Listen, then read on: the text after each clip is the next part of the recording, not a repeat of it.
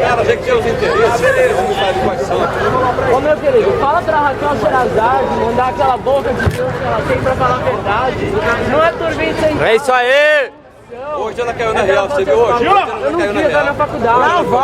Nós somos alunos, nós não somos mendigos, nós somos cidadãos. Fala pra Raquel Sherazade falar a No verdade. programa de hoje ela já caiu na real. Ela falou? Vamos, Kainá. Vocês têm que levar transparência.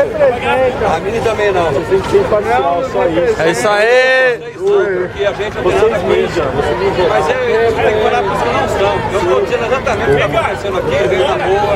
Agora tem mau jornalista, tem bom jornalista, né? Não posso Agora esse jornalista, ele é o menos favorecido ali. Ó, é o mesmo exemplo. Deixa eu dizer é o mesmo exemplo do cara que botou fogo lá no carro da Record, ou do cara que vai, é meia dúzia que não representa vocês todos. Vocês estão pacificamente, aí vem os vagabundos, estragam o movimento. Nós queremos o melhor aqui. Então hoje, por exemplo, lá que eu vi, era meia dúzia, estragando. Também para ser futuros líderes do Brasil. Ontem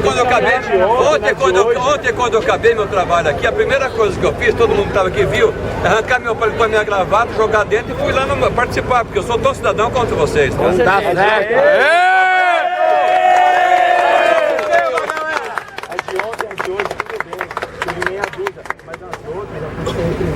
É verdade, a gente estava lá, a gente teve, o meu cinegrafista e eu, nós recebemos um gás de pimenta na cara em frente do Teatro Municipal. O cara fez assim, ó, na nossa cara. A gente estava na Consolação ali, todo mundo tranquilo, do nada foi um batalhão e começa a atirar. É o mesmo procedimento. Pra que cavalaria usa espada?